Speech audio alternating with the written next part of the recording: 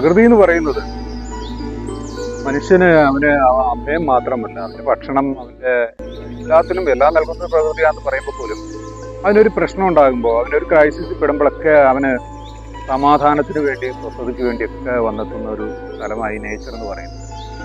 കാട്ടിലേക്ക് അല്ലെങ്കിൽ ഈ പറയുന്ന ിലേക്ക് ജലാശയങ്ങളും മരങ്ങളും മലകളും തണുപ്പും ഒക്കെയുള്ള ആ ഒരു സ്ഥലത്തേക്ക് മനുഷ്യൻ എങ്ങനെയെങ്കിലും സമാധാനത്തിന് വേണ്ടി കൂടിയെത്തും. പക്ഷെ അവിടുത്തെ ഒരു പ്രശ്നം എന്താണെന്ന് വെച്ചാൽ, അവിടെ എത്തിക്കഴിഞ്ഞാൽ പുള്ളി പിന്നെ ആലോചിക്കുന്നത് ഇങ്ങനെ ഭയങ്കരമായ കാഴ്ചകളാണ്. മരങ്ങളും കാണും,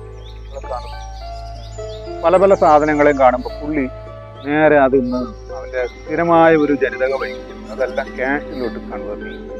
അയ്യോടാ, ഈ മരത്തിനെത്ര, അതിനെത്ര കിട്ടും. പിന്നെ ആ ഒരു ഗ്രീഡിൽ ഇതിനെല്ലാം ക്യാഷാക്കും, പണമാക്കുക എന്നുള്ളതായിരിക്കും അവൻ്റെ ബാങ്ക് അക്കൗണ്ടുകളിലേക്ക് മാറ്റാനുള്ള തന്ത്രങ്ങളായിരിക്കും. അത് അവൻ്റേതാക്കാനും അത് എത്ര ഭംഗിയുള്ളതാണ്, അവന് എത്രമാത്രം അവനെ അത് അവനെ സമാശ്വസിപ്പിച്ചു അല്ലെങ്കിൽ സംരക്ഷിച്ചു എന്നുള്ളതെല്ലാം മറന്ന് അതിനെ ക്യാഷ് ആക്കുക എന്നുള്ള ഒരു ലക്ഷ്യത്തിലേക്ക് അവൻ മാറി. അതിൻ്റെ അനന്തരഫലങ്ങളാണ് അനുഭവിച്ചു കൊണ്ടിരിക്കുന്ന എല്ലാം.